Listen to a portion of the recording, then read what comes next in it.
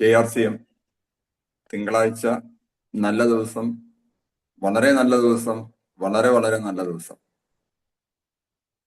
ഇന്നത്തെ പ്രോഗ്രാമില് മാക്സിമം ആളുകൾ കയറണം എന്ന് പറയാനുള്ള കാരണം ബിസിനസ് എപ്പോഴും മൂവ് ചെയ്യുന്നത് പ്രശ്നങ്ങളിലൂടെയാണ്. കാരണം ജീവിതം അതുപോലെ തന്നെയുണ്ട്, എന്നും പ്രശ്നങ്ങളാണ്. ഒരേപോലെ ലൈഫ് ഉണ്ടാവാറില്ല, എന്തെങ്കിലുമൊക്കെ തടസ്സങ്ങൾ ഉണ്ടാവും.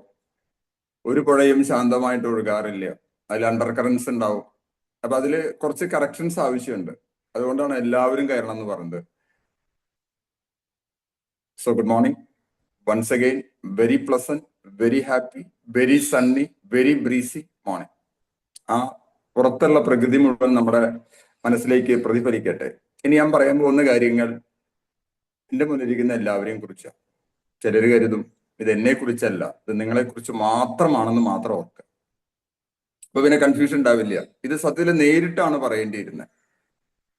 ഇന്നലെ വളരെ യാദൃശ്യമായിട്ട് എനിക്കൊരു പ്രസന്റേഷൻ കിട്ടിയതല്ല, ഒരു ഇൻഫോർമേഷൻ കിട്ടി. വളരെ വാല്യുബിൾ ആയിട്ട് തോന്നി.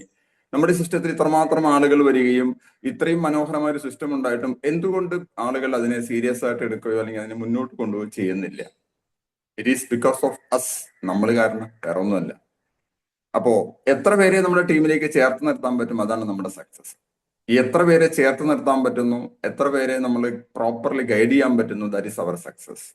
എവിടെയെങ്കിലും ഒരു ബിസിനസ്സിൽ ഒരു ടീമിന് ഗ്രോത്ത് കുറവുണ്ടെങ്കിൽ അല്ലെങ്കിൽ ഗ്രോത്തിന് പകരം ഡീഗ്രോത്ത് ആണെന്നുണ്ടെങ്കിൽ അതിന്റെ കാരണം ഇനി ഞാൻ പറയാൻ പോകുന്ന കുറച്ച് കാരണങ്ങളാണ്. അപ്പൊ ബിസിനസിന്റെ വളർച്ചയ്ക്ക് തടസ്സം വരുന്ന ചില ഘടകങ്ങൾ, ചില വാക്കുകൾ, ചില പ്രവൃത്തികൾ നമ്മുടെ ഉള്ളിൽ ഉണ്ടാകുമ്പോൾ അല്ലെങ്കിൽ നമ്മളിൽ നിന്ന് ഉണ്ടാകുമ്പോൾ അത് പലപ്പോഴും ഒരു തടസ്സം ഉണ്ടാവും, ഒരു ഒബ്സ്ട്രക്ഷൻ ഉണ്ടാവും. അല്ലെ, ഒരു പുഴ ഒഴുകുമ്പോൾ അതിനിടയ്ക്ക് ഒരു തടസ്സം വന്നാൽ ആ ഒഴുക്കിന് ചെറിയൊരു ബുദ്ധിമുട്ടുണ്ടാവും. അതെന്താണെന്ന് നമുക്കൊന്ന് മനസ്സിലാക്കാം. So let me share. Action or words that demotivate A team. ഈ നെഗറ്റിവിറ്റിയിൽ നമുക്കൊരു പോസിറ്റിവിറ്റി കൊണ്ടുവരണം. ചില പ്രത്യേക ഏരിയകളിൽ നമുക്കുണ്ടാകുന്ന ചില പ്രശ്നങ്ങളെ നമുക്ക് ഈ ഒരു ഇതിലൂടെ ഭംഗിയായിട്ട് ക്ലിയർ ചെയ്യാം. പക്ഷെ പ്രശ്നം എന്താണെന്ന് അറിഞ്ഞാലാണ് ഒരു ഡോക്ടർക്ക് രോഗിയുടെ പ്രശ്നം എന്താണെന്ന് അറിഞ്ഞാൽ ഒരു പ്രോപ്പർ ഡയഗ്നോസിലൂടെ മാത്രമാണ് നമുക്ക് ഒരു രോഗത്തെ നമുക്ക് തിരിച്ചറിയാൻ പറ്റുക. അതിനനുസരിച്ചാണ് സൊല്യൂഷൻ കൊടുക്കാൻ പറ്റുക. സോ എന്തൊക്കെ പ്രവൃത്തികളാണ്, എന്തൊക്കെ ആക്ഷൻ ആണ് ഒരു ടീമിനെ ഡീമോട്ടിവേറ്റ് ചെയ്യുന്നത്? ഓക്കെ, ജസ്റ്റ് നോക്കാം.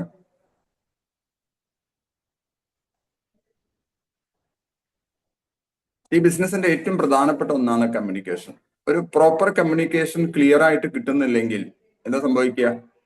അത് ഗോൾസിനെ കുറിച്ച് അല്ലെങ്കിൽ അവരുടെ ടീം മെമ്പേഴ്സിന്റെ പ്രതീക്ഷകളെ കുറിച്ച് അല്ലെങ്കിൽ സിസ്റ്റത്തിൽ വരുന്ന മാറ്റത്തെ കുറിച്ചുള്ള ഒരു പ്രോപ്പർ കമ്മ്യൂണിക്കേഷൻ ഇല്ലെങ്കിൽ അവിടെ ബിസിനസ് കൊളാപ്സ് ആവും. ഒരു പ്രോഗ്രാം നടന്നു.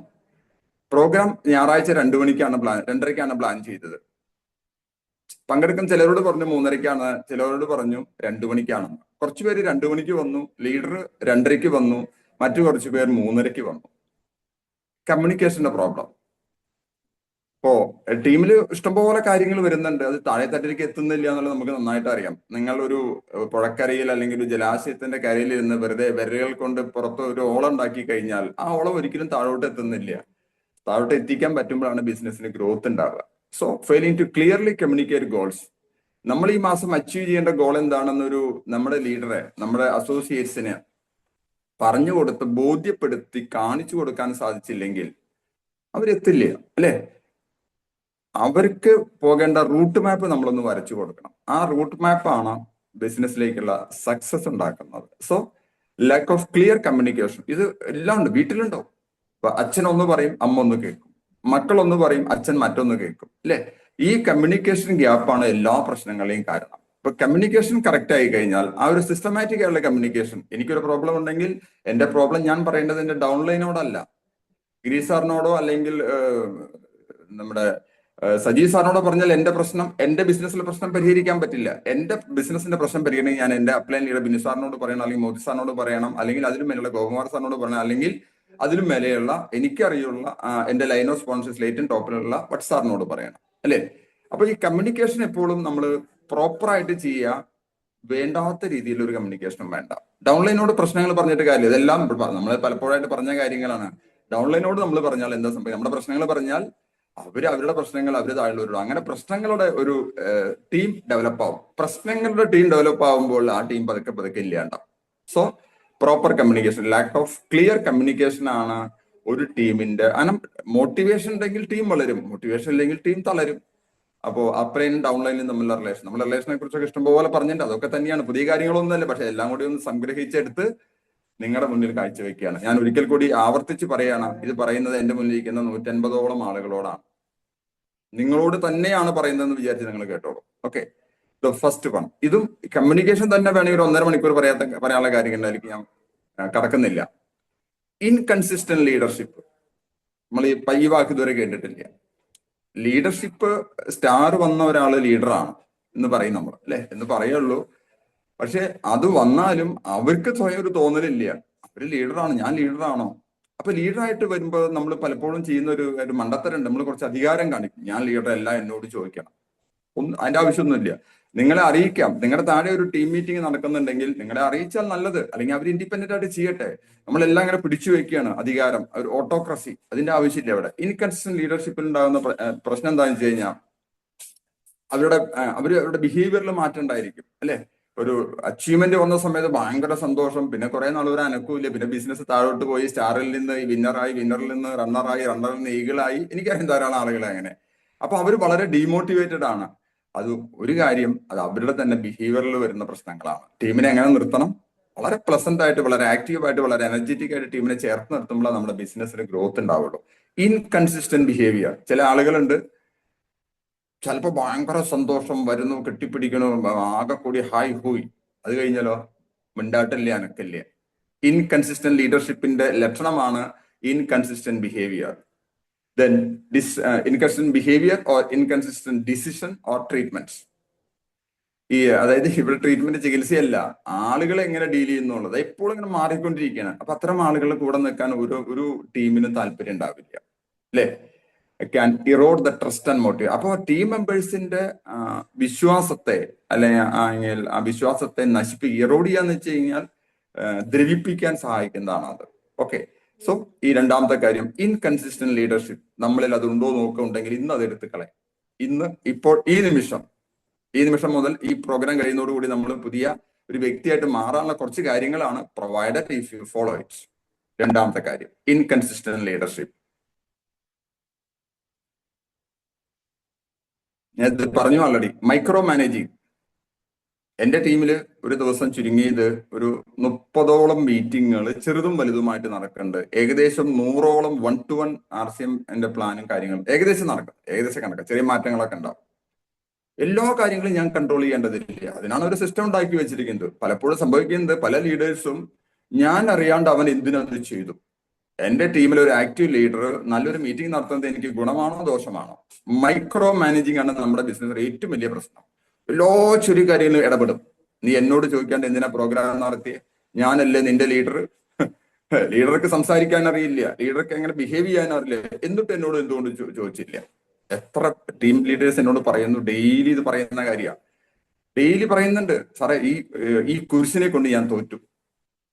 അങ്ങനെയാ പറയുന്നത്. ഒരു ടെക്നിക്കൽ അച്ചീവറെ കുറിച്ച് അവരെ താഴെ വരുന്ന ഒരു വൈറ്റൽ അച്ചീവർ പറഞ്ഞതാണ്, എനിക്ക് നന്നായിട്ട് സംസാരിക്കാൻ അറിയാം, ഞാൻ കാര്യങ്ങൾ ഭംഗിയായിട്ട് ചെയ്യാൻ ട്രൈ ചെയ്യുന്നുണ്ട്, പക്ഷെ എന്നെ അനുവദിക്കുന്നില്ല, എന്നെ അങ്ങനെ ഹാൻഡ് ടൈഡ് ആണ്, എന്റെ കൈയൊക്കെ കെട്ടിയിട്ടിരിക്കുകയാണ്. Over controlling or restrictive leadership reduces creativity and autonomy. അവർ ഇൻഡിപെൻഡന്റ്, നമുക്ക് we are all IBOs, independent business owners. ഈ മൈക്രോ മാനേജിങ് എന്ന് വെച്ചാൽ അവരെ തോന്നി പോലെ അയച്ചിടുക എന്നുള്ളതല്ല, കാര്യങ്ങൾ അറിയിക്കാം. അപ്പൊ ഞാനൊരു പ്രോഗ്രാം നടത്തുമ്പോൾ, ഇപ്പൊ കരകുറ്റിയിൽ 2 ദിവസം റെസിഡൻഷ്യൽ പ്രോഗ്രാം നടക്കുന്നതിന് ഞാൻ മുറിച്ചാണ് സാറേ 2 ദിവസത്തെ റെസിഡൻഷ്യൽ നമ്മൾ പ്ലാൻ ചെയ്തിട്ടുണ്ട്. ഓക്കെ, സാറിന് അന്ന് വരാൻ സാധിക്കുകയാണെങ്കിൽ നല്ലതാണ്, നമുക്കൊരു സെഷൻ കൂടി കിട്ടും. Okay, go head. ഞാൻ പറഞ്ഞു, ഇനി പറഞ്ഞില്ലെങ്കിലും കക്ഷിക്ക് പ്രശ്നമില്ല, കാരണം ഞാൻ നല്ല രീതി ചെയ്യുന്ന അദ്ദേഹത്തിന് നല്ല ഉറപ്പുണ്ട്. അപ്പൊ നമ്മളൊന്ന് അറിയിക്കുക, അദ്ദേഹത്തിന്റെ ഗൈഡൻസ് ഉണ്ടെങ്കിൽ നമുക്ക് സ്വീകരിക്കാം, അദ്ദേഹത്തിന്റെ സപ്പോർട്ട് വേണമെങ്കിൽ നമുക്ക് സ്വീകരിക്കാം, എന്ത് വേണമെങ്കിലും സ്വീകരിക്കാം. അറിയിക്കുന്നതുകൊണ്ട് പ്രശ്നമൊന്നുമില്ല. എല്ലാ കാര്യങ്ങളും നമ്മൾ ചെറിയ കുട്ടികളല്ലേ, ഇത് സംഭവിക്കുന്നത് എന്താണെന്ന് വെച്ച് കഴിഞ്ഞാൽ, കൊച്ചുകുട്ടിയാകുമ്പോൾ നമ്മൾ കുട്ടിയെ കൈപിടിച്ച് ഇങ്ങനെ നടത്തും. കുട്ടിക്ക് 2 വയസ്സായി അപ്പോഴും കൈ പിടിക്കുന്നു, 3 വയസ്സായി അപ്പോഴും കൈ പിടിക്കുന്നു, 4 വയസ്സ്, 5 വയസ്സ്, 10 വയസ്സ്, 20 വയസ്സ്, 30 വയസ്സായാലും നമ്മൾ കൈ പിടിച്ച് നടത്തുക. ആ കുട്ടി പിന്നെ ഒരിക്കലും സ്വയം നടക്കില്ല. We need autonomy. അവർ ഒറ്റയ്ക്ക് വർക്ക് ചെയ്യാൻ സാധിക്കണം. സോ മൈക്രോ മാനേജിങ് നിങ്ങളുടെ ടീമിലുണ്ടെങ്കിൽ, ഞാൻ പറഞ്ഞു തെറ്റായ രീതിയിൽ അവർ പ്രവർത്തിക്കണം എന്നല്ല പറയുന്നത്, അവർ പ്രോപ്പറായിട്ട് ഗൈഡ് ചെയ്തതിനു ശേഷം ലെറ്റ് ദം വർക്ക്. അതിനെ നമ്മൾ എക്സ്റ്റേണലി ഒന്ന് സൂപ്പർവൈസ് ചെയ്യണം. എക്സ്റ്റേണൽ സൂപ്പർവിഷൻ വളരെ ഇമ്പോർട്ടന്റ് ആണ്. അവർ പറയുന്ന കാര്യങ്ങളിൽ തെറ്റുണ്ടോ? പല മീറ്റിങ്ങുകളിൽ ഞാൻ കണ്ടിട്ടുണ്ട്, നമ്മൾ വളരെ ക്ലോസ് ആയിരിക്കും, പക്ഷെ ഒരു മീറ്റിംഗിൽ നമ്മൾ ഉപയോഗിക്കുന്ന വാക്കുകൾ വളരെ ഇമ്പോർട്ടൻ്റ്. ഇടിപൂടി ധാരാളം ആളുകളുണ്ട് സ്റ്റേജിൽ വന്ന് പറയാണ്, എടി അവളുടെ കാര്യം എന്തായി, ആലോചിച്ച് നോക്കുക. വളരെ മോശമാണ്. ഒരു ട്രെയിനിങ് പ്രോഗ്രാമിൽ നമ്മൾ പല വാക്കുകളും പറയും, ദാറ്റ്സ് എ ഡിഫറെന്റ് തിങ്. പക്ഷെ ഒരു പ്രൊഫഷണൽ ലെവല് ഒരു മീറ്റിംഗില് ഒരു PUC പല PUC-കളും അവർ തമ്മിൽ വളരെ എളുപ്പമാണ്. അടുപ്പാണെങ്കിൽ വീട്ടിൽ പോയിട്ട് പറഞ്ഞാൽ പോരെ, ഇതിന് ഇവിടെ വെച്ച് പറയുന്നത് ഇറ്റ്സ് വെരി വെരി ഇമ്പോർട്ടന്റ്. നമ്മുടെ വാക്കുകൾ, കാരണം ഇത് കേൾക്കുന്ന ആരാ, വളരെ കൾച്ചേർഡ് ആയിട്ടുള്ള ആളുകൾ. അയ്യോ ഇങ്ങനെയൊക്കെയാണോ RCM, ഞാൻ കേട്ടത് ഇങ്ങനെയല്ലല്ലോ. ഒരു ലേഡി ഒരു മാസം മുമ്പ് എന്നെ ഒരു തവണ വിളിച്ചു, 2 തവണ വിളിച്ചു, 3 തവണ വിളിച്ചു, 4 തവണ, ഞാൻ എടുക്കാൻ പറ്റിയില്ല. രാത്രി ഞാൻ വിളിക്കേണ്ട ഒരു 9 തവണ കോള് വന്നിക്കണം. അപ്പൊ ഞാൻ അവരെ തിരിച്ചു വിളിച്ചു, ചോദിച്ചു എന്താ സംഗതി, എനിക്ക് വളരെ വിഷമമുള്ള ഒരു കാര്യം പറയാനുണ്ട്. ഞാൻ പറഞ്ഞു ഞാനൊരു വല്ല ഹെൽത്ത് ഇഷ്യൂ ആയിരിക്കുന്നു. അല്ല, ഞാൻ ഒരു സ്ഥാപനത്തിൽ വർക്ക് ചെയ്യാണ്, എനിക്ക് കുറെ പ്രശ്നങ്ങളുണ്ട്. RCMന്റെ കൺസെപ്റ്റ് കേട്ടപ്പോൾ എനിക്ക് ഭയങ്കര ഇഷ്ടമായി. ഞാൻ 2-3 മീറ്റിംഗ് അറ്റൻഡ് ചെയ്തപ്പോൾ എനിക്ക് കുറേ കൂടി ഇഷ്ടമായി. അപ്പൊ എനിക്ക് എന്താന്നല്ല, എന്റെ ലൈഫിൽ ഇതുവരെ കിട്ടാത്ത 10, 60, 50 വയസ്സുള്ള ഒരു ലേഡിയാണ്, കിട്ടാത്തൊരു സന്തോഷം ഇതിൽ കിട്ടുന്നുണ്ട്. പക്ഷെ ഇപ്പൊ കുറച്ച് നാളായിട്ട് എന്റെ ലീഡേഴ്സ് അങ്ങോട്ടും ഇങ്ങോട്ടും കടിപിടി. അപ്ലൈൻ ലീഡർ അവരുടെ തൊട്ട് താഴെയുള്ള എന്റെ ലീഡറെ കുറിച്ച് എന്നോട് കുറ്റം പറയുന്നു. ഈ എന്റെ തൊട്ട് മേലെയുള്ള ലീഡർ അവരുടെ അപ്ലൈൻ ലീഡറെ കുറിച്ച് കുറ്റം പറയുന്നു. അവർ രണ്ടുപേരും കൂടി അതിന് മേലുള്ള ലീഡറെ കുറിച്ച്. ഞാനിപ്പോ എന്താ ചെയ്യണ്ടേ? ഞാൻ പറഞ്ഞു, യു ക്ലോസ് യുവർ ഇയേഴ്സ്. നിങ്ങൾ നിങ്ങളുടെ ചെവി പൊത്തിപ്പിടിക്കുക, 2 കഷ്ണം പഞ്ഞി എടുക്കുക, അടച്ചു വെക്കുക. അവർ സംസാരിക്കുമ്പോൾ ഒന്നും പറയണ്ട, ഡോണ്ട് ലിസൺ. നെഗറ്റീവ് ആക്ടിവിറ്റി നമ്മുടെ TCG എന്നും പറയുന്നതാണ്. എന്താ പറയുന്നത്? തെറ്റായ കാര്യങ്ങൾ നിങ്ങളുടെ ലീഡർഷിപ്പ് ലെവലിലുള്ള ആളുകൾ ചെയ്യുന്നുണ്ടെങ്കിൽ ഡോണ്ട് ഫോളോ ഇറ്റ്. തെറ്റായ കാര്യങ്ങൾ അവർ പറയുന്നത്. അവന് മേലെ ഒരാളുണ്ട്. അപ്പൊ അവർ ചോദിച്ചു, ഞാൻ ആരോടെ ചോദിക്കും, അതിന് മേലെ ഒരു ലീഡർ ഉണ്ട്, your active, effective, growing, caring, upline. അപ്പൊ ആൾക്ക് ഭയങ്കര തിരക്കാ. ഞാൻ പറഞ്ഞു, അതിന് മേലെ ഒരാളുണ്ടോ? ആളായിട്ട് ഞാൻ കണക്ഷൻ ഇല്ല. നോപ്പോൾ അങ്ങനെയല്ലേ കണക്ഷൻ ഉണ്ടാക്കുക. എന്നിട്ട് ഒന്നും പറ്റില്ല, എന്നെ വിളിച്ചോളാൻ പറഞ്ഞു. Very very very very important. Okay, so നമ്മുടെ വാക്കുകൾ വളരെ ഇമ്പോർട്ടൻ്റ് ആണ്. തെറ്റായ കാര്യങ്ങൾ, തെറ്റായ വാക്കുകൾ, അല്ലേ? ഞാൻ എൻ്റെ സെക്കൻഡ് സൈഡ് പൊട്ടിച്ചു, അവന്റെ സെക്കൻഡ് സൈഡ് പൊട്ടിച്ചു. Never use this. എന്ത് സെക്കൻഡ് സൈഡ് പൊട്ടിക്കുന്നത്? വളരെ മഹത്തായ ഒരു ബിസിനസ്സിൽ നമ്മുടെ ഒരു ടീം ബിൽഡിങ്ങിന്റെ ഭാഗമായിട്ട് സെക്കൻഡ് സൈഡ് ഓപ്പൺ ചെയ്യണം. പൊട്ടിക്കുക. പൊട്ടിച്ചു എന്ന് പറഞ്ഞ ആൾ ഇപ്പോഴും പൊട്ടിച്ചുകൊണ്ടിരിക്കുകയാണ്. 12 വർഷമായി പൊട്ടിക്കൊണ്ടിരിക്കുകയാണ്. Never use this words. ഇവൻ എന്റെ ഡൗണിലാണ്, ഇവൻ എന്റെ അണ്ടറിൽ. കറുകുറ്റിയിൽ കഴിഞ്ഞ ദിവസം നടന്ന പ്രോഗ്രാമിൽ ഒരു ലേഡി, ഒരു പുതിയ ആൾ, അവർക്ക് അറിയില്ല, അവര് തൊട്ട് മേലെയുള്ള ലീഡർ എന്നെ വന്ന് പരിചയപ്പെട്ടു. കറുകുറ്റിയിൽ ഇപ്പൊ ഞാൻ 4-ാമതുണ്ടായ കാര്യമാണ്. ഇവൾ എന്റെ അണ്ടറില. ഈ പറയുന്ന ആള് കൂലിപ്പണിക്കാരിയാണ്. അന്ന ആള് അത്യാവശ്യം വിദ്യാഭ്യാസമൊക്കെ ഉള്ള ഒരു പോസ്റ്റ് ഗ്രാജുവേഷൻ ഒക്കെ കഴിഞ്ഞ. എന്താ ചെയ്യാ? അവരുടെ മുഖം വിവർണമാകുന്നത് ഞാൻ കണ്ടു. Don't use it. ഈ ഇത്തരം വാക്കുകൾ നിങ്ങളാരും എന്റെ അണ്ടറിലല്ല. We are all associates. എന്റെ ബിസിനസ് പാർട്ട്ണറാണ്, നിങ്ങൾ പരിചയപ്പെടുത്തു. He's my business partner. All എന്റെ അണ്ടറിൽ. ഇതെന്താ കോഴിക്കുട്ടികളെ തള്ളക്കോടി ഇങ്ങനെ ചെറുകനടിയിൽ വെച്ചിരിക്കുന്ന പോലെയാണോ? സോ ഈ വാക്കുകൾ നമ്മൾ വളരെ ഇമ്പോർട്ടന്റ് ആയിട്ട് വളരെ കെയർഫുള്ളി യൂസ് ചെയ്യുന്നത്. അൺപാർലമെന്റേറിയൻ വേർഡ്സ് യൂസ് ചെയ്യരുത്. കാരണം ഒരു കസ്റ്റമർക്ക് കേൾക്കുമ്പോൾ ബുദ്ധിമുട്ടുണ്ടാകുന്ന കാര്യങ്ങൾ പറയാൻ പാടില്ല. പല കാറ്റഗറി ആളുകൾ വരും, പല കൾച്ചേർഡ് ആയിട്ടുള്ള ആളുകൾ. ഒരു ഷോപ്പിൽ ഒരു ചെറിയൊരു ഇഷ്യൂ ഉണ്ടായി കഴിഞ്ഞാൽ ആ ഇഷ്യൂ ഉണ്ടായ ആളുകൾ മാത്രമായിട്ട് സംസാരിക്കാൻ നല്ലത്. ഷോപ്പിൽ ഇഷ്യൂ ഉണ്ടോ, പ്രോഗ്രാമിന് ഇഷ്യൂ ഉണ്ടോ, ഭക്ഷണം കൊടുക്കുന്നിടത്ത് ഇഷ്യൂ ഉണ്ടോ, എല്ലായിടത്തും ഇഷ്യൂ ഉണ്ടോ, അത് പബ്ലിക്കായിട്ട് പറയണ്ട. ധാരാളം ആളുകളുണ്ട്, ഒക്കെ പബ്ലിക്കായിട്ട് വിളിച്ചോതും. എന്താ സംഭവിക്കുന്നത് ഇത്രയേ ഉള്ളൂ. മലന്ന് കിടന്ന് തുപ്പിയാൽ മാറത്ത് തന്നെ എന്നൊരു ചൊല്ലുണ്ട്. ഈ അവസ്ഥയാണ് ഉണ്ടാവുന്നത്. So micro managing is very very important. ഒരു കാരണവശാലും ഓവർ പ്രഷറൈസ് ചെയ്യരുത്. ഓവർ പ്രഷറൈസ് ചെയ്താൽ ടീം ഇല്ലാണ്ടാവും, അല്ലെ? അത് ചെയ്യരുത്, ഇത് ചെയ്യരുത്, ഞാനല്ലേ നിന്റെ leader, I am the kingdom എന്ന് പണ്ട് ലൂയി 14 പറഞ്ഞ പോലെ അവസ്ഥയാണ്. Don't do it. അർഹിക്കുന്നവർക്ക് റെക്കഗ്നിഷൻ കൊടുക്കാത്ത അവസ്ഥ പല ക്ലാസ്സുകളിലും കണ്ടിട്ടുണ്ട്. പല ടീമിലെ ആളുകൾ വരും, ക്ലാസ് നടത്തി അഭിപ്രായം പറയുമ്പോൾ അവനവന്റെ ടീമിലെ ആളുകളെ മാത്രം വിളിപ്പിക്കും. റെക്കഗ്നിഷൻ എന്നുള്ളത് പൊതുവെ നമ്മൾ ഒരു അച്ചീവ്മെന്റിൽ റെക്കഗ്നിഷൻ കൊടുക്കും. Never do it. മിക്സഡ് ആയിട്ടുള്ള ആളുകളെ വിളിക്കുക, അവിടെ കൂടുതൽ റിസൾട്ട് കിട്ടും.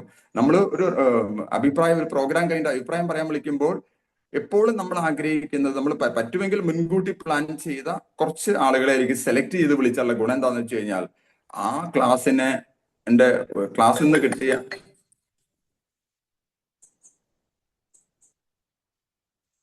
നിന്ന് കിട്ടിയ ആശയത്തെ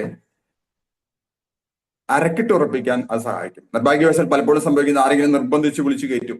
നിർബന്ധിച്ച് വിളിച്ചു കയറ്റിയിട്ട് ആ ക്ലാസ്സിന്റെ അതുവരെ പറഞ്ഞ എല്ലാ കാര്യങ്ങളും കൊളാക്കും. നല്ല സദ്യ ഉണ്ട്, അവസാനം കഴിച്ച് നാരങ്ങാക്കറിക്ക് ഭയങ്കര പുളിയാണെങ്കിൽ അല്ലെങ്കിൽ ഭയങ്കര കയ്പാണെങ്കിൽ ആ കയ്പ് എപ്പോഴും നിലനിൽക്കും. ഒരു കുറച്ച് നാൾ മുമ്പ് ഒരു 10-60 പേര് പങ്കെടുത്ത ഒരു പ്രോഗ്രാം കഴിഞ്ഞു ടെക്നിക്കൽ വെച്ച് ഒരു ക്ലോസിംഗിന്റെ ടൈമിലേക്ക് വന്നിരിക്കുകയാണ്.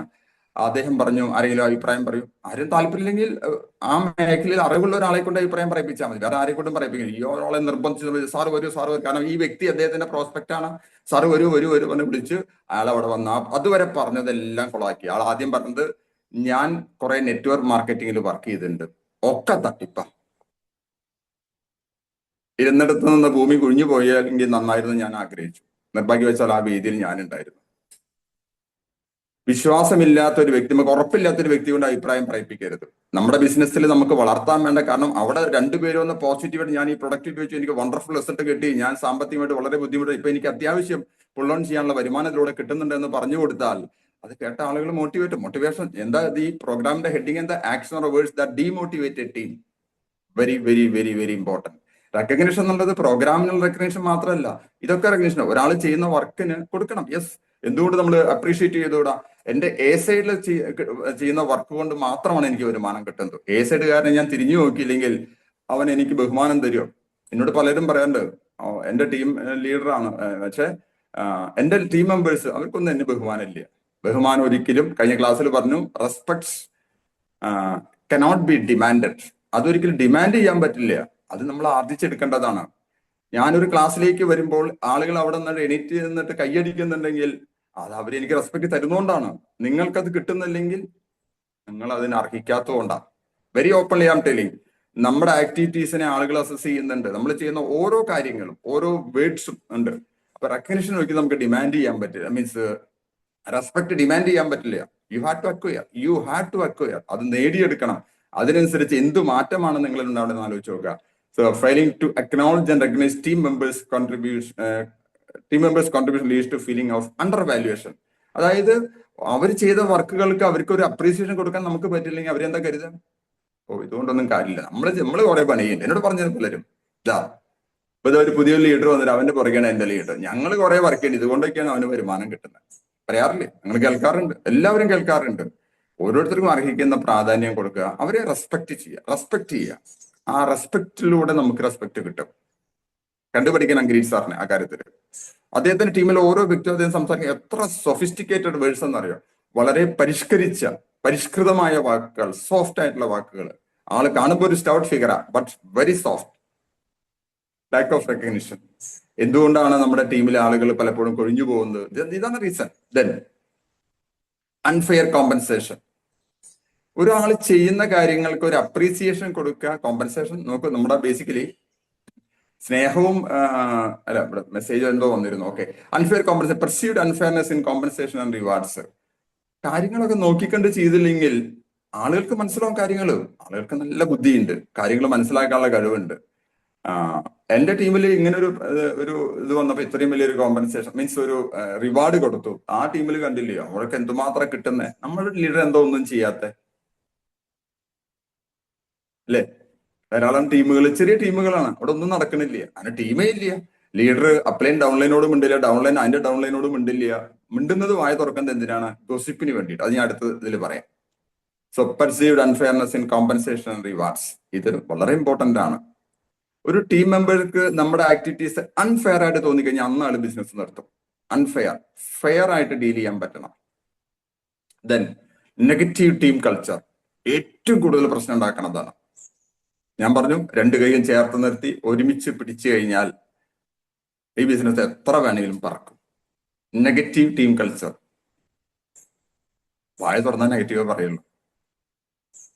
വായ തുറന്ന അപ്ലൈന്റെ കുറ്റം പറയും, ഡൗൺലൈന്റെ കുറ്റം പറയും. ഞാൻ പറയും നിങ്ങൾ വായ തുറക്കണ്ട. കഴിഞ്ഞ ദിവസം ഞാനൊരു ഷോപ്പ് നടത്തുന്ന ഒരു വ്യക്തിയോട് പറഞ്ഞു, അദ്ദേഹം വോയിസ് മെസ്സേജ് ഇടും, 15 മിനിറ്റ് 20 മിനിറ്റ് 25 മിനിറ്റ് ഒക്കെ വോയിസ് മെസ്സേജ്. നിങ്ങൾ ആലോചിച്ച് നോക്കുക. ഞാൻ പറഞ്ഞു നിങ്ങൾ അധികം സംസാരിക്കണ്ട. ഇപ്പൊ അധികം സംസാരിച്ച് 24 മണിക്കൂർ എപ്പോ വിളിച്ചാലും ഫോണില്ല. ഈ ഫോൺ ഇങ്ങനെ പിടിച്ച് ഇപ്പൊ അത് ചെവിവേദനയാണ്. ആ ഒരു കഴിഞ്ഞ ദിവസം കൺസൾട്ടേഷൻ വന്നപ്പോൾ ഞാൻ പറഞ്ഞത് എന്താ പ്രശ്നം, ഇതൊന്നും പറഞ്ഞില്ല. പിന്നീട് മനസ്സിലായത് ഇവര് 24 മണിക്കൂറും ഫോണില്ല. ഞാൻ പറഞ്ഞ communication is very important, but communication should be short. ദീർഘമായ വോയിസ് മെസ്സേജുകൾ ഞാൻ ഒരിക്കലും വായിക്കാറില്ല, കേൾക്കാറില്ല, സമയമില്ലേ.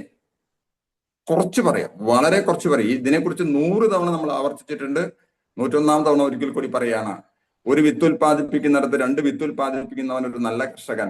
ഒരു വാക്ക് പറയേണ്ടടുത്ത് 2 വാക്ക് പറയുന്നവൻ, 2 വാക്ക് ഉപയോഗിക്കുന്ന ഒരു നല്ല വാഗ്മിയല്ല. കുറച്ച് പറഞ്ഞാൽ മതി. എന്തിനാ കൂടുതൽ പറയുന്നത്? The more you talk the more issues you are inviting. കൂടുതൽ പ്രശ്നങ്ങൾ ഉണ്ടാക്കുന്നത്. കുറച്ച് പറയാം, to the point, to the point. ഇടയ്ക്കൊക്കെ മൗനവ്രതം നല്ലതാണ്, ഈ ബിസിനസ്സിലും നല്ലതാണ്. കാം ആൻഡ് ക്വയറ്റ് ആയിട്ടിരിക്കാൻ. അത് ഫിസിക്കലി, മെന്റലി, സോഷ്യലി എല്ലാറ്റിനും നല്ലതാണ്.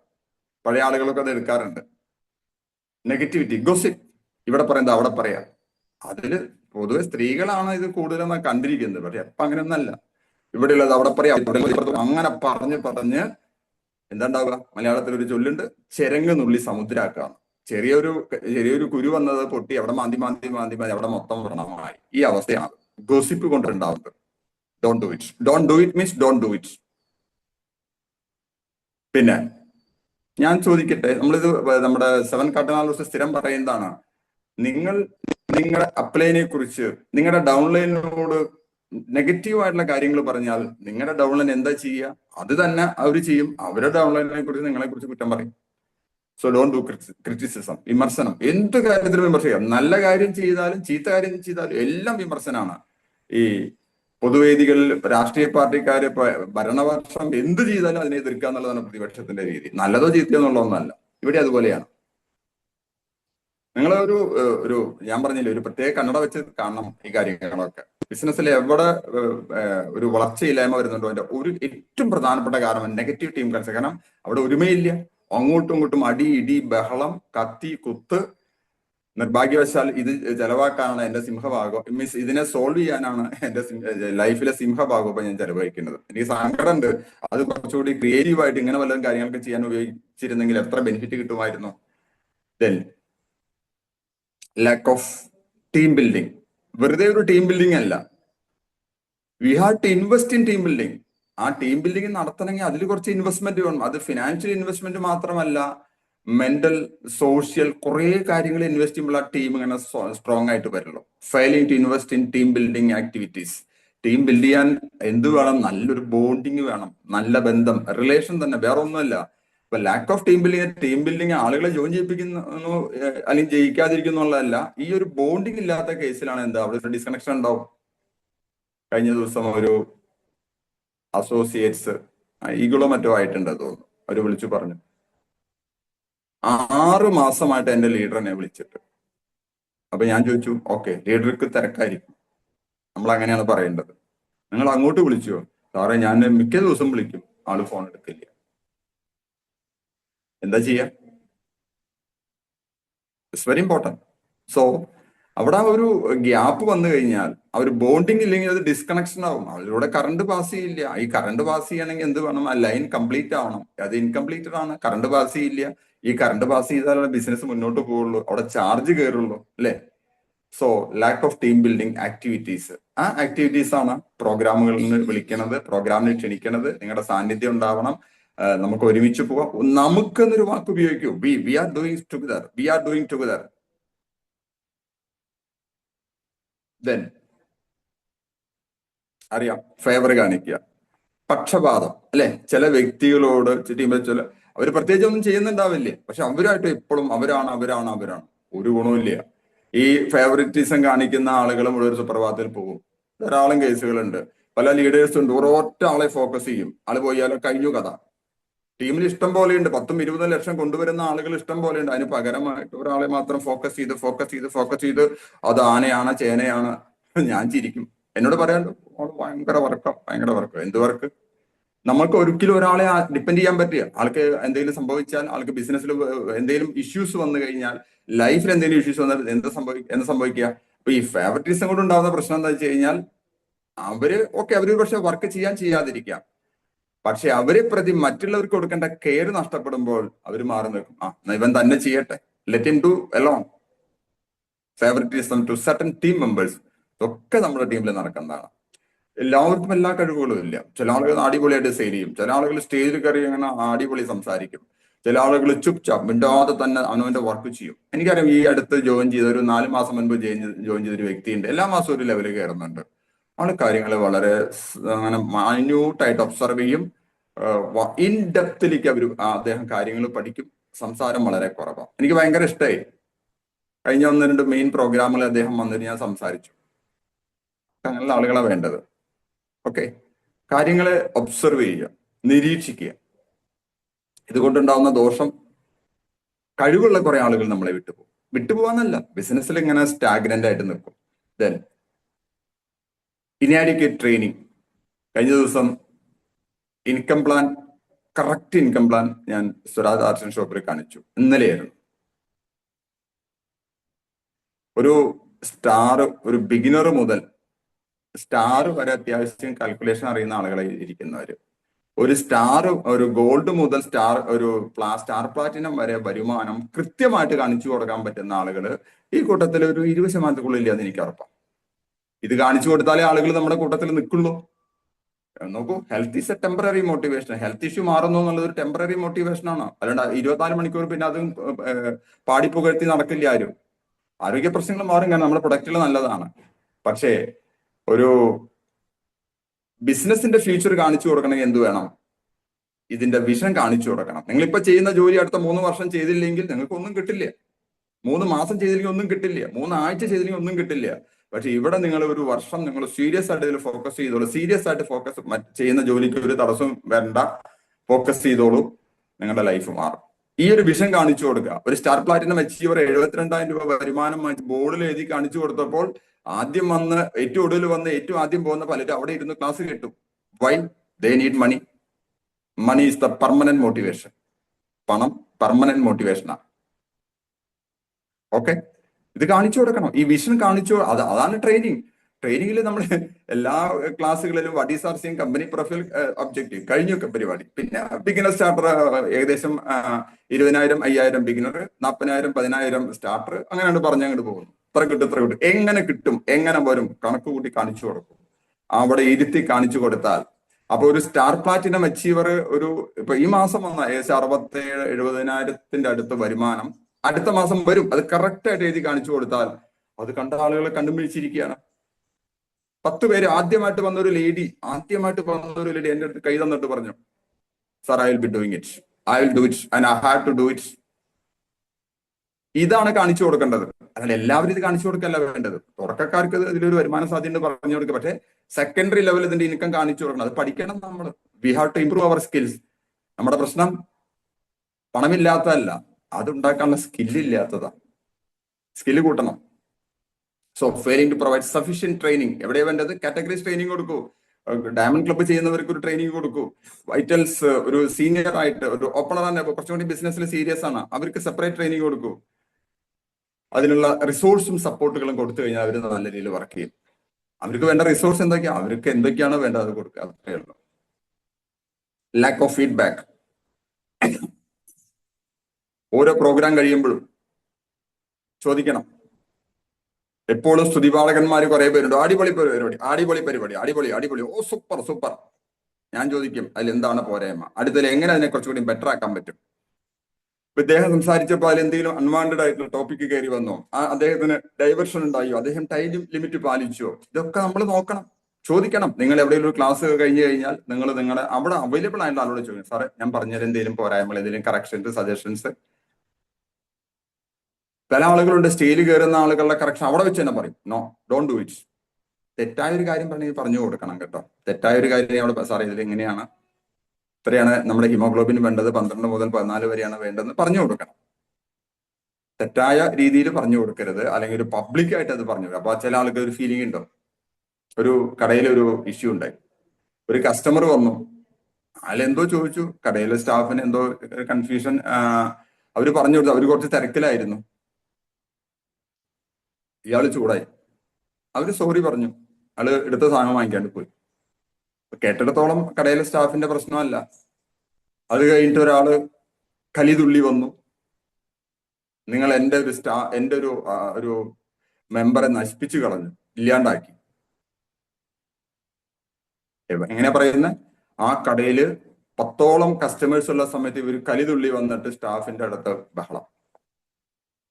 സത്യത്തിൽ ആരാ ചെറുതാവുന്നത്? നമ്മുടെ വാക്കുകളാണ്, ആ ബാക്കിയുള്ള ആളുകൾ അളക്കും. നിങ്ങൾക്കൊരു പ്രശ്നമുണ്ടെങ്കിൽ ആ പ്രശ്നവുമായി ബന്ധപ്പെട്ട് വരുന്ന ആളോട് മാത്രം പറയാം. നല്ല കാര്യമാണെങ്കിൽ നിങ്ങൾ നാട് മുഴുവൻ കൊട്ടിഘോഷിച്ച് പറഞ്ഞു. ഇതാണ് നമ്മൾ പഠിക്കുന്നത്.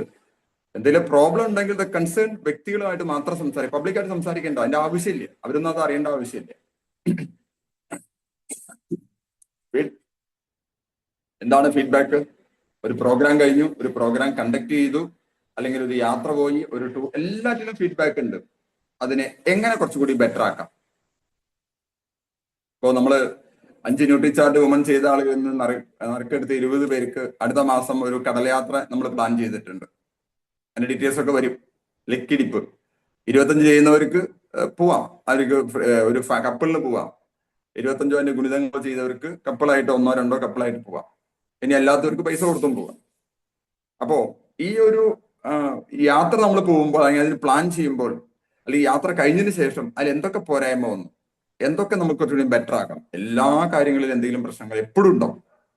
ബട്ട് ഇന്നുണ്ടായ പ്രശ്നങ്ങൾ നാളെ ഉണ്ടായിക്കൊള്ളണമെന്നില്ല, പക്ഷെ നാളെ പുതിയൊരു പ്രശ്നം ഉണ്ടാവും. ഫീഡ്ബാക്ക് വളരെ ഇമ്പോർട്ടൻ്റ് ആണ്. അത് ഒരു പ്രൊഡക്റ്റ് ഉപയോഗിച്ചു, ഒരാൾക്ക് ഒരു പ്രശ്നം വന്നു. വളരെ രസകരമായിട്ടൊരു സംഭവം ഉണ്ടായി അടുത്ത്. ഒരു ലേഡി നമ്മുടെ എലൈറ്റ് ചായപ്പൊടി വാങ്ങിച്ചു കൊണ്ടുപോയിട്ട് ഒരു ഡോക്ടറുടെ വീട്ടിൽ കൊടുത്തു. കുറെ നാളുകളായിട്ട് അവർ ഉപയോഗിക്കുന്നതാണ്. പക്ഷെ ഈയിടെ ഉപയോഗിച്ചപ്പോ, ആ ഉപയോഗിച്ചതിന് ശേഷം കട്ടൻ ചായ അവർ ഉപയോഗിക്കുക, പാത്രത്തിന്റെ ഉള്ളിൽ ഒരു വൈറ്റ് പൗഡർ പോലെ കാണപ്പെട്ടു. ഇതുവരെ എവിടെ ഉണ്ടാവാത്ത കാര്യമാണ്. ഞാനത് മോദി സാറിനോട് പറഞ്ഞു. അദ്ദേഹം കമ്പനിയെ അറിയിച്ചു. അതിനുശേഷം അദ്ദേഹം ചെയ്തൊരു കാര്യം, അതാണ് ആ commitment.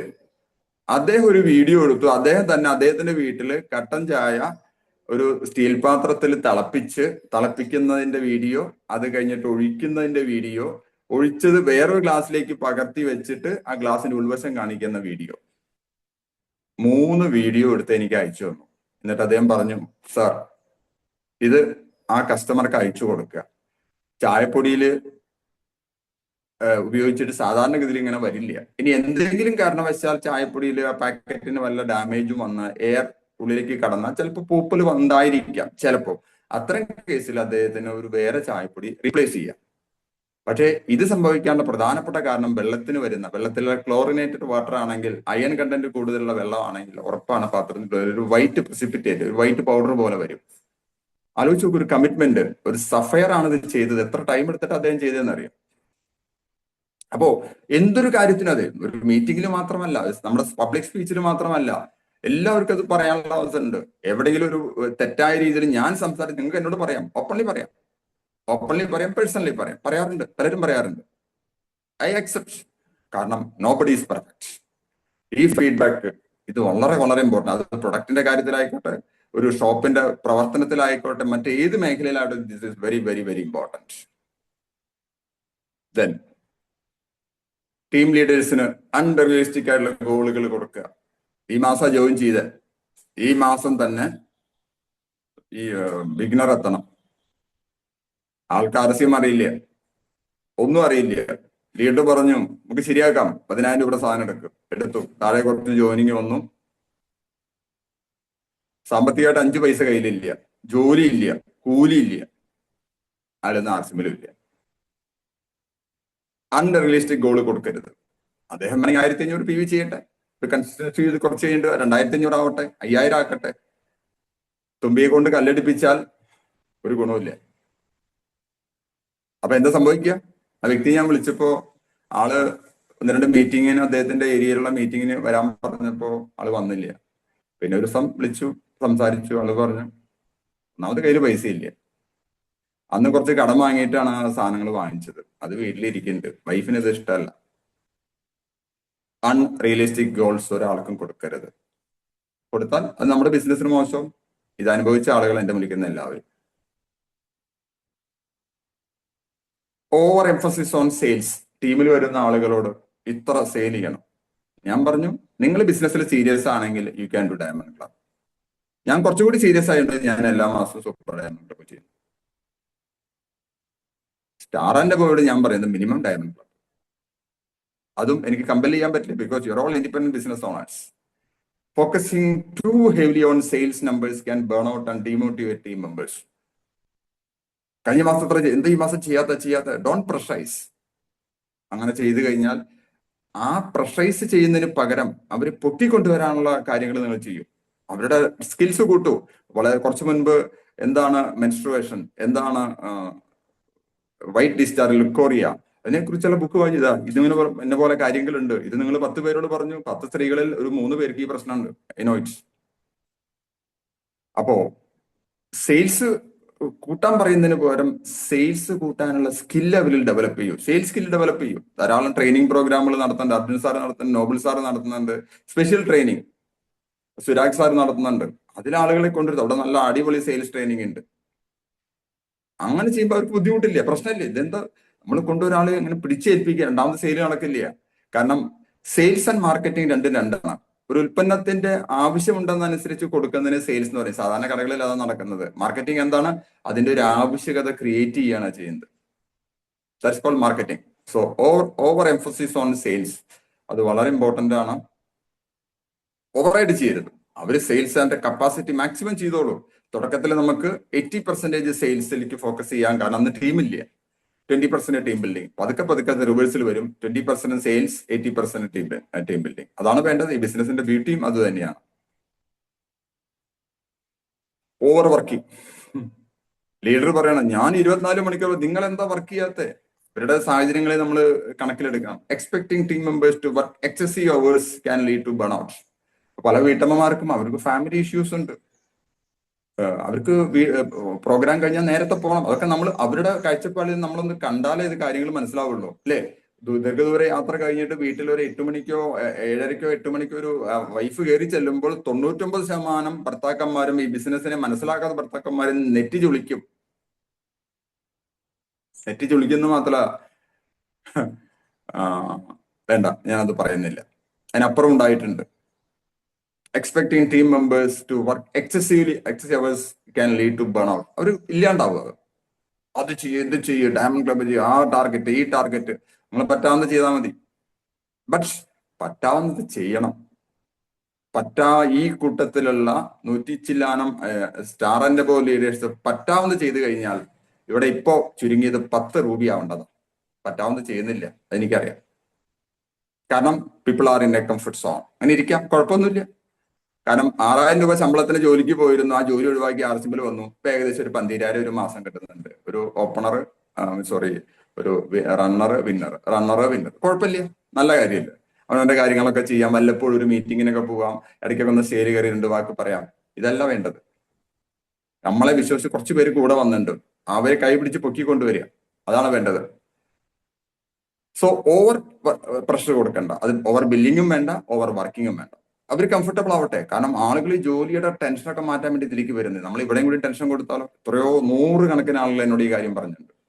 I am fed up with the system എന്നാ പറഞ്ഞത്. നല്ല ലാംഗ്വേജ് ഉള്ള ഒരാള്, എന്റെ ലീഡർ, ഞാൻ ഇടത്തോട്ട് തിരിഞ്ഞ് ചെയ്യരുത്, വലത്തോട്ട് തിരിയാൻ പാടില്ല, മുന്നോട്ട് പോകാൻ പാടില്ല, ഇങ്ങനെ നിൽക്കണം. അദ്ദേഹം പറഞ്ഞത്, ഞാൻ അദ്ദേഹത്തിന്റെ അടിമയൊന്നുമല്ല. നല്ല രസമാണ് ഈ ബിസിനസ്. ഏറ്റവും പ്രധാനപ്പെട്ടത് ആണത്. വർക്കും ലൈഫുമായിട്ട് ഒരു ബാലൻസ് വേണം. ഈ ബാലൻസ് തെറ്റിയാൽ, വർക്കിൽ മാത്രം ഫോക്കസ് ചെയ്ത് വീട്ടിലെ കാര്യങ്ങൾ നോക്കാൻ പറ്റാണ്ടാവുമ്പോൾ അവിടെ കൊളാപ്സ് ആയി. ആളുകളെ കുറെ ജോയിൻ ചെയ്യിപ്പിച്ചു, ഒരു അച്ചീവ്മെന്റ് ഒക്കെ വന്നു. ലൈഫിലെ കാര്യങ്ങൾ മാത്രം നോക്കും, ജീവിതത്തിലെ കാര്യങ്ങൾ മാത്രം നോക്കുന്ന, ബിസിനസ്സിൽ ഫോക്കസ് ചെയ്യുന്നില്ല, അവിടെ ഇല്ല. അപ്പൊ ഇതൊരു ബാലൻസ്, ഒരു സീസോ പോലെയാണ്. ഒന്ന് പൊങ്ങും താഴെയൊക്കെ ചെയ്യും, പക്ഷെ ഏകദേശം ഒന്ന് ബാലൻസിൽ നിന്നാൽ മാത്രമാണ് ഈ ബിസിനസ്സിന് ഗ്രോത്ത് ഉണ്ടാവുള്ളൂ. Failing to respect team members, work life balance, ഇതൊരു പുതിയ വാക്കാ. വർക്കും ലൈഫും തമ്മിൽ ബാലൻസ്. നമ്മുടെ ബിസിനസിന്റെ പ്രത്യേകത ഇത് രണ്ടും തമ്മിൽ ഇങ്ങനെ എന്താ പറയാ, മെർജ് ചെയ്തിരിക്കും, രണ്ടും കൂടി ഇങ്ങനെ കൂടിച്ചേർന്നിരിക്കുന്നതാണ്. Can lead to exhaustion and demotivation. അപ്പോ ഇത് വളരെ വളരെ ഇമ്പോർട്ടന്റ് ആയിട്ടുള്ള കാര്യമാണ്. ഈ ബാലൻസ് നമ്മൾ മെയിൻറ്റെയിൻ ചെയ്താൽ നമ്മുടെ ടീം നന്നായിട്ട് വളരും. അവരുടെ ഓരോരുത്തർക്കും വർക്കും ലൈഫും നമ്മൾ ബാലൻസ് ഉണ്ട്. ഞാൻ ഫസ്റ്റ് പ്രയോറിറ്റി കൊടുക്കുന്നത് ആർസിഎമ്മിനാണ്, എന്തും ആയിക്കൊള്ളട്ടെ. കാരണം എന്റെ ലീഡർ അത് എന്നെ പഠിപ്പിച്ചതാ. ഇത് വിട്ടുപോകാനുള്ള ഒരു സാഹചര്യം പലപ്പോഴും ഉണ്ടായിട്ടുണ്ട്. കാരണം ബിസിനസ് മൂവ് ചെയ്യാണ്ട് ഒരു പ്രോഗ്രാം കഴിഞ്ഞ് ഒരു LML വെസ്പ സ്കൂട്ടറിൽ എൻ്റെ കയ്യിലുണ്ടായിരുന്ന കുറെ സോപ്പ് കട്ട അന്നതല്ലേ ഉള്ളൂ, 17 വർഷം മുമ്പ് അതൊക്കെയേ ഉള്ളൂ. അത് മഴ പെയ്ത് നനഞ്ഞ് ഒരു മരത്തിന്റെ ചോട്ടിൽ മഴ നനഞ്ഞ് കയ്യിൽ റെയിൻകോട്ട് ഇല്ല നനഞ്ഞ് ആ സോപ്പ് അങ്ങനെ ഇരിക്കുന്ന സമയത്ത് ഞാൻ മോദി സാറിനോട് പറഞ്ഞു, സാർ ഞാനിത് നിർത്ത്. അദ്ദേഹം പെട്ടെന്നൊന്നും പ്രതികരിച്ചില്ലേ. ഞാൻ പറഞ്ഞ ഒറ്റ കാര്യമുള്ളൂ, സാറിന് ഇത് എന്താണെന്ന് മനസ്സിലായിട്ടുണ്ട്. There is A bright future. നമ്മൾ നിർത്തിയാൽ നമുക്ക് മാത്രമേ നഷ്ടമുള്ളൂ. ഇത്രേ പറഞ്ഞു, വേറെ ഒന്നും പറഞ്ഞില്ല. ചെയ്യണമെന്നും പറഞ്ഞില്ല, ചെയ്യണ്ടെന്നും പറഞ്ഞില്ല. വീട്ടിൽ ചെന്നിട്ട് ആ പിന്നെ വെള്ളം കുതിർന്ന സോപ്പൊക്കെ അമ്മ ഉണക്കി തന്നു. ഞാൻ വീണ്ടും ആർസ്യം ചെയ്തു. അന്നത് ആ ഒരു വാക്ക് ഞാൻ ഏറ്റെടുത്തില്ലായിരുന്നുവെങ്കിൽ ഇന്ന് കാണുന്ന രീതിയിലുള്ള കേരള ആർസ്യം ഉണ്ടാവില്ലായിരുന്നു. ആർസ്യമുണ്ടോ? ആരെങ്കിലൊക്കെ വരും, ആരെങ്കിലൊക്കെ കൊണ്ടുപോകും. അന്ന് ആ ഒരു തീരുമാനം ഞാൻ അതിന്റെ കൂടെ നിന്ന് എടുത്തില്ലായിരുന്നുവെങ്കിൽ ഇന്ന് കാണുന്ന ആർസ്യം കേരളത്തിൽ ഉണ്ടാവില്ല, ഉറപ്പാണ്. So it's the most important thing. നമ്മളൊരു വർക്കും ലൈഫും തമ്മിൽ ബാലൻസ് ചെയ്യുക.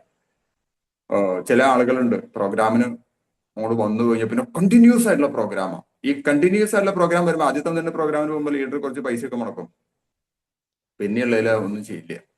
ആൾക്ക് വരാൻ പൈസ ഇല്ല, വരണം എന്ന് ആഗ്രഹമുണ്ട്. അപ്പൊ എന്താ ഇനീഷ്യൽ ഉണ്ടാവുന്ന ഒരു കർവുണ്ടല്ലോ, ചില ആളുകൾ ഭക്ഷണം കഴിച്ച് പെട്ടെന്ന് ഷുഗർ ലെവൽ കൂടുന്ന പോലെ, അത് ഭയങ്കര പ്രശ്നമാണ്. ഫാസ്റ്റിംഗ് ഷുഗർ അല്ല, പോസ്റ്റ് പ്രാൻഡിയൽ ഷുഗർ ഭക്ഷണം കഴിച്ച വഴിക്ക് ഡ്രർ എന്ന് പറഞ്ഞിട്ട് കയറിപ്പോ. ഇന്നലെ മനോഹരമായ ഒരു ക്ലാസ് നമ്മുടെ ഡോക്ടർ കപിൽ കപൂറിന്റെ ഉണ്ട്. എന്ത് രസമാണെന്ന് അറിയും. നമ്മൾ പ്രോഗ്രാമുകളൊക്കെ നല്ല രീതിയിൽ പ്രൊമോട്ട് ചെയ്താൽ ബിസിനസ് വളരും. കാരണം ആവറേജ് 800 പേര് ഒരു മാസം നമ്മുടെ ടീമിൽ വരുന്നുണ്ട്, പുതിയ ആളുകൾ. അവർക്ക് ഇതിനെക്കുറിച്ച് ഒന്നും അറിയില്ല. അവർക്ക് ന്യൂട്രീഷനും അറിയില്ല, അതുപോലെ തന്നെ ന്യൂട്രിച്ചാർട്ട് വുമണും അറിയില്ല. അവര് നിർബന്ധിച്ച് കയറ്റേണ്ട ഉത്തരവാദിത്തം, മക്കളെ പഠിപ്പിക്കേണ്ട ഉത്തരവാദിത്തം അച്ഛനമ്മയ്ക്ക്, നാട്ടുകാർ പഠിപ്പിക്കില്ല, നമ്മളാ പഠിപ്പിക്കേണ്ടത്. ഈ വർക്ക് ലൈഫ് ബാലൻസ് വളരെ വളരെ ഇമ്പോർട്ടന്റ്. അപ്പൊ ഒന്ന് ബാലൻസ് ചെയ്ത് നിന്ന് കഴിഞ്ഞാൽ വണ്ടി നന്നായിട്ടുള്ളൂ. സോ ബിസിനസ്സിലായിക്കോട്ടെ ലൈഫിലായിക്കോട്ടെ സക്സസിന് വേണ്ട ഏറ്റവും പ്രധാനപ്പെട്ട കുറച്ച് കാര്യങ്ങളാണ്. ചില ആളുകള് ആക്റ്റീവ് ആൻഡ് പ്രോ ആക്റ്റീവ് അല്ലെ, അതായത് ഒരു പ്രശ്നം വരുന്നതിന് മുമ്പ് ആ പ്രശ്നത്തിനെ നമുക്കൊന്ന് സോൾവ് ചെയ്യാൻ സാധിക്കും. Proactive, take proactive steps to create a positive atmosphere in our team. Positive, ഒരു സപ്പോർട്ടീവ് ടീം കൾച്ചർ. നമ്മൾ രണ്ടുപേരും ഇങ്ങനെ അല്ലെ, രണ്ടുപേരും കൈകൾ ഇങ്ങനെ ചേർത്ത് പിടിച്ച് ഒരുമിച്ച് നിൽക്കുന്ന ഒരു ചിത്രം പല ക്ലാസ്സുകളിലും നമ്മുടെ സുരാഗ് സാർ അദ്ദേഹത്തിന്റെ പ്രസന്റേഷനിൽ കാണിക്കാറുണ്ട്. കുറെ പേര് ചേർന്ന് കൈകൾ ചേർത്ത് പിടിച്ച് നിൽക്കുന്ന ഒരു ചിത്രം. അതാണ് വേണ്ടത്. അവിടെ എന്തുണ്ട്? ഒരു സപ്പോർട്ടീവ് ടീം കൾച്ചർ ഉണ്ടായിരിക്കും. ഒരാൾക്കൊരു പ്രശ്നം ഉണ്ടെങ്കിൽ അടുത്ത ആളെ ഏൽപ്പിക്കുക. Yes, he or she will do. ഒന്ന് ചെയ്തു നോക്കുക. ഇതുവരെ കഴിഞ്ഞത് കഴിഞ്ഞു. ഇന്ന് ഈ പ്രോഗ്രാം കഴിഞ്ഞിട്ട് നിങ്ങളുടെ അപ്ലൈൻ ലീഡറോട് ഒരു താങ്ക്സ് പറയാം. നിങ്ങളുടെ ഡൗൺലൈനിലുള്ള ലീഡേഴ്സിനോടും ഒരു താങ്ക്സ് പറയാം. നന്ദി, എല്ലാറ്റിനും നന്ദി. Supportive team culture that fosters motivation, engagement and success.